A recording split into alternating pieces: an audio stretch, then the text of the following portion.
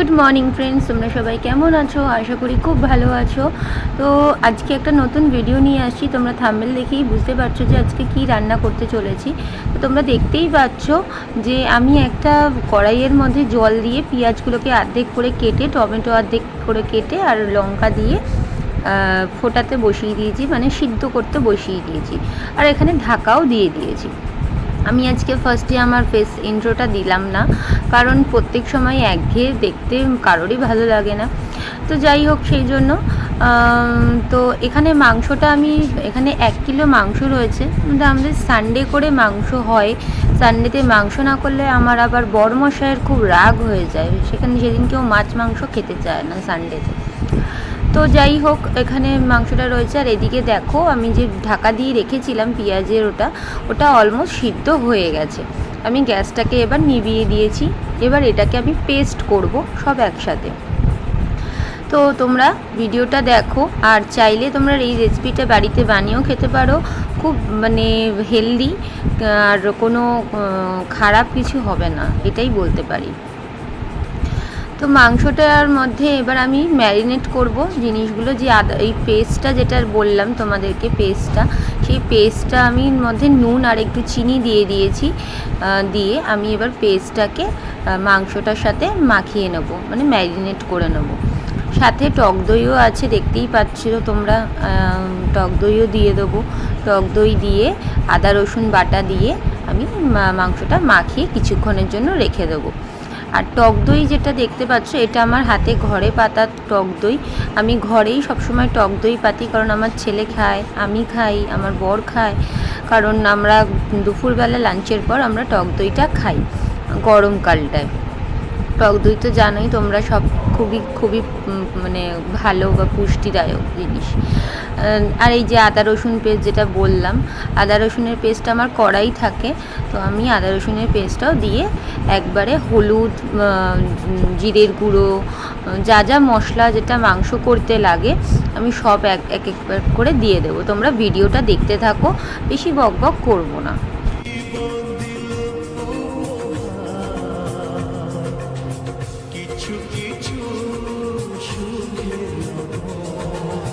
চোখে জড়ায় খুশির শ্রাবণ, ছুঁয়ে যায় আজ মন, ভরে যায় জীবন, ছুঁয়ে যায় আজ মন, ভরে যায় জীবন। কিছু হাসি, কিছু আশা। এই যে জিনিসটা দেখছো, এটা হচ্ছে মিট মশলা। কারণ আমি মিট মশলাটা এনে রাখি মাংসতে দেওয়ার জন্য। অনেক তরকারিতেও দেওয়া যায়, যেটা পেঁয়াজ রসুন দিয়ে রান্না করার মতন তরকারি হয় বা মাছ ফাছ হয়। তো এই মিট মশলাটা আমি এনে রাখি, কারণ সবসময় কাজে লাগে আর খুব খেতে স্বাদও হয়। তো এটা কোনো ক্ষতিকর নয়, ভালোই খেতে। তো তোমরা চাইলে মিট মশলাটা বা দোকানে কিনতে পাওয়া যায়, কিনে নিতে পারো। সানরাইজেরই পাওয়া যায় মিট মশলা, বললেই দোকান থেকে দিয়ে দেবে। তো এই মিট মশলাটা দিয়েও আমি ম্যারিনেটটা করে নিচ্ছি।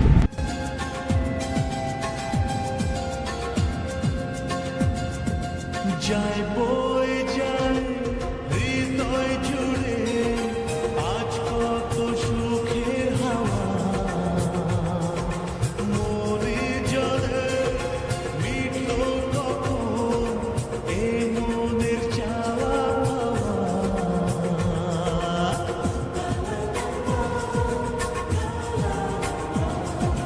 যায় বয়ে যায় হৃদয় জুড়ে আজ কত সুখের হাওয়া, মনে জলে মিটলো কখন এই মনের চাওয়া পাওয়া। ধীরে ধীরে এবার মাখা হয়ে গেছে। এবার আমি ঢাকা দিয়ে রেখে দেবো 10 মিনিটের মতন। এবার আমি হাতটা ধুয়ে নেব। এরপরে দেখো, আমি কড়াই বসিয়ে দিয়েছি। কড়াইয়ের মধ্যে আলু যেটা রয়েছে, আলুটাকে আমার ভাজতে হবে। তো আলু ভাজার জন্য তো তেলটা দরকারি। চিকেনটা না হয় আমি তেল ছাড়া বানাবো, কিন্তু সেটা তোমরা ভিডিওটা দেখলেই বুঝতে পারবে। কিন্তু আলুটা লাগবে। কিছু হাসি, কিছু মধুর ভালোবাসা। এখানে তেলটা গরম হচ্ছে, তেলের মধ্যে আমি একটু হলুদ প্রত্যেক সময় দিই, আলু ভাজার সময়, মাংস করার সময় বা কোনো কিছু ভাজার সময় আমি তেলের ওপর একটু হলুদ দিই, তাহলে একটু হলদে ভাবটা থাকবে, আর একটু নুন দিই, দিয়ে আমি আলুটা ভেজে নেব। তোমরা ভিডিওটা দেখতে থাকো, কেউ কিন্তু স্কিপ করো না। ভিডিওটা ভালো লাগলে সবাই একটা লাইক, শেয়ার, কমেন্ট অবশ্যই করো, আর আমাকে জানিও যে তোমাদের ভিডিওটা কেমন লেগেছে।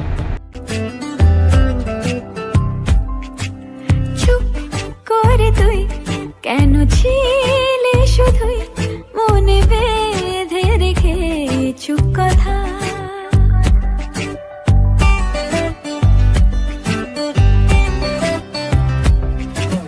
চুপ করে তুই কেন ছিলে শুধুই মনে বেঁধে রেখে চুপ কথা, আজ বলে দে সব বাধা। আমি যখনই আলু ভাজি মাংসের জন্য বা ডিমের ঝোল রান্না করার জন্য, আলু আমি সবসময় ঢেকে রান্না করি। যেই কিছুই রান্না করার আলু দিয়ে যদি রান্না করি, আমি ঢেকে রান্না করি, কারণ আমি যেহেতু জ্যোতি আলু খাই, চন্দ্রমুখী আলু খাই না, সেই জন্য আমি ঢেকে রান্না করি যাতে তাড়াতাড়ি হয়ে যায়। আর আমার গ্যাসের আগুনের তাপটা এতটাই মানে বেশি যে খুব তাড়াতাড়ি হয়েও যায়। এই যে দেখো আলুটা ভাজার পর যে তেলটা রয়েছে, এই তেলটা আমি একটা বাটির মধ্যে ঢেলে নেব, যাতে তেলটা একদমই কড়াইতে থাকবে না। দেখো বাটিটা নিয়ে নিলাম, বাটিটার মধ্যে তেলটা আমি পুরো ঢেলে নেব। দেখতে থাকো, তোমরা দেখতে পাবে কড়াইয়ের মধ্যে একদমই তেল থাকবে না।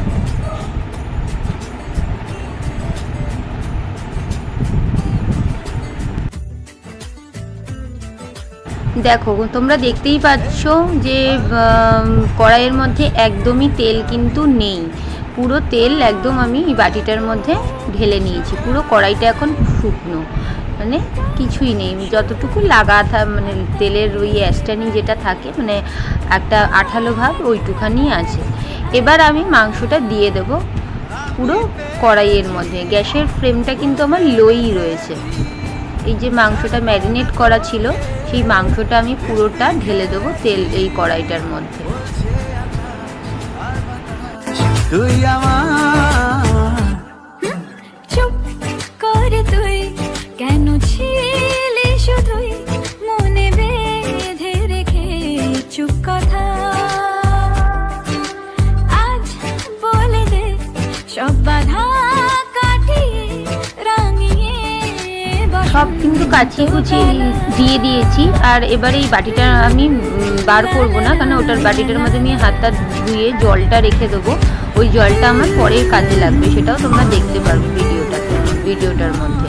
এবার দেখো মাংসটা দিয়ে দিয়েছি, মাংসটা ফুটতেও শুরু করে দিয়েছে। এবার মাংসটা আমি ঢেকে রাখবো।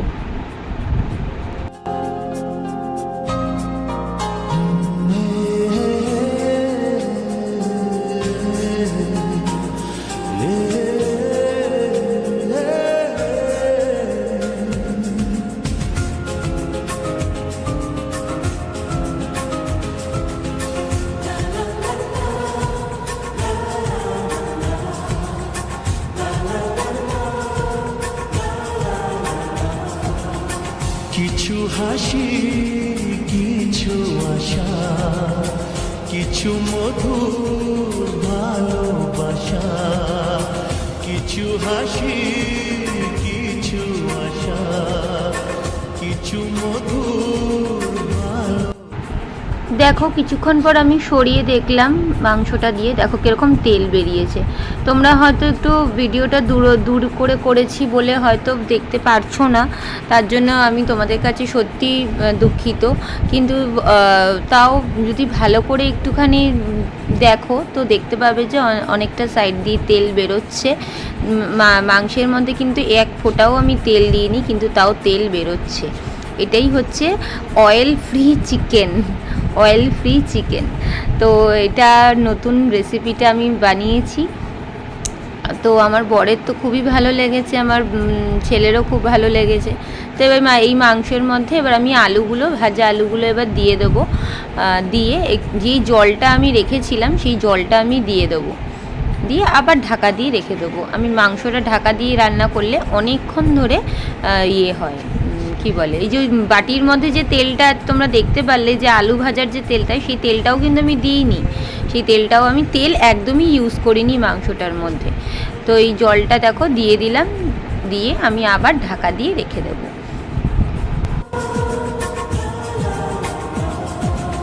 আজকে পেলাম দুহাত ভরে যা ছিল স্বপ্ন আমার, খুশির খাবে এদিন। দেখো মাংসটা টকবক করে ফুটছে, এবার দেখি আলুগুলো সিদ্ধ হয়েছে কিনা। আলু মোটামুটি সিদ্ধ হয়ে গেছে, আর মাংসটাও আমার সিদ্ধ হয়ে গেছে মনে হচ্ছে, কিন্তু কত তেল বেরিয়েছে সাইডে সাইডে, দেখো দেখলেই তোমরা বুঝতে পারবে কত সাইডে সাইডে তেল বেরিয়েছে। তো তোমাদের কেমন লাগছে বলো মাংসটা। আর ওদিকে আমি ভাতও চাপিয়ে দিয়েছি, ভাত বসিয়ে দিয়েছি। মাংসটা আরেকটু যদি সিদ্ধ হয় তাহলে খুব ভালো হয়, তাই জন্য মাংসটা সিদ্ধ করার জন্য আমি আরেকবার ঢাকা দেব, তাতে আরেকটু মাংসটা সিদ্ধ হয়ে যায়। মাংসটা অলমোস্ট সিদ্ধ হয়েই গেছে, কিন্তু আর একটু যদি হয় তাহলে ভালো হয়। আবার বেশি সিদ্ধ হয়ে গেলে তো আবার কীরকম একটা লাগবে খেতে জানি না। তো আমি একবার চেখে দেখে নেব যে নুন মিষ্টি সব কিছু ঠিকঠাক আছে কি না। তো দেখে নিলাম পারফেক্ট। এদিকে নেড়ে নেড়ে আমি সব মাংস, মানে আলুগুলোর মাংসগুলোকে আমি একটু ঝোলের মধ্যে দিয়েছি। এটা অনেকটা একটু মাখা মাখা করতে হয়, কিন্তু আমার বাড়িতে আমার বরাবর ঝোল ছাড়া চলে না, তো সেই জন্য একটু ঝোল লাগে, তো তার জন্য আমাকে একটু জল দিতেই হলো, কিছু করার নেই।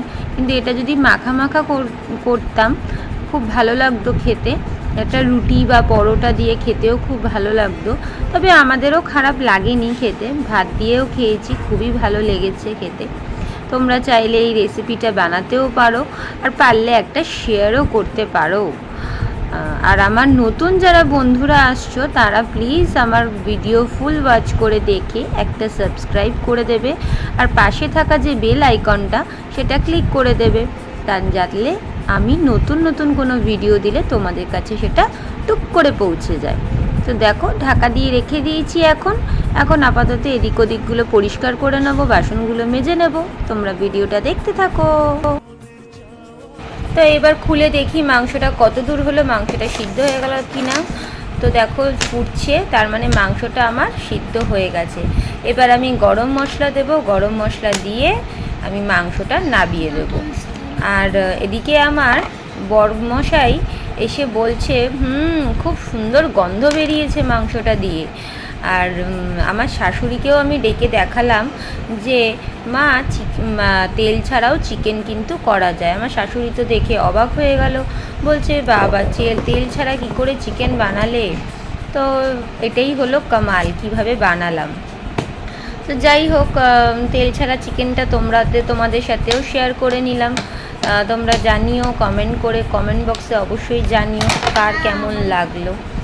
তো দেখতে থাকো ভিডিওটা। এই জন্য গরম মশলা দিয়ে দিচ্ছি।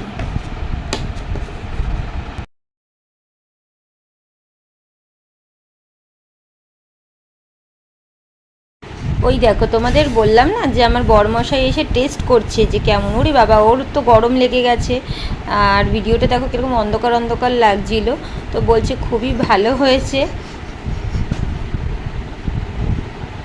তো বললো কেমন হয়েছে, বললো খুব ভালোই হয়েছে খেতে। বললাম না, গন্ধটা এসেই পেয়েছে, ওর খুব মজা লেগেছে যে আজকে নতুন ধরনের চিকেন বানিয়েছি। তো যাই হোক, চিকেনটা কমপ্লিট হয়ে গেছে আমার। এবার আমি গ্যাসটা বন্ধ করে করে দেবো, বাটিতে ঢেলে নেব। তো ফাইনালি তোমরা ভিডিওটা দেখে কেমন লাগলো তোমরা সেটা জানিও আমাকে অবশ্যই। আর ভিডিওটা স্কিপ করে কেউ দেখো না, সবাই অ্যাড সহ ভিডিওটা দেখো। আর ভালো লাগলে অবশ্যই প্রথমেই বললাম লাইক শেয়ার কমেন্ট অবশ্যই করো, আর একটা সাবস্ক্রাইব তো চাই তোমাদের কাছ থেকে। তো চলো, আজকের মতন ভিডিওটা এখানেই শেষ করলাম। টাটা, ভালো থেকো, সুস্থ থেকো, আর সবাইকে ভালো রেখো, তোমরাও নিজেরা ভালো থেকো। চলো টাটা, গুড নাইট।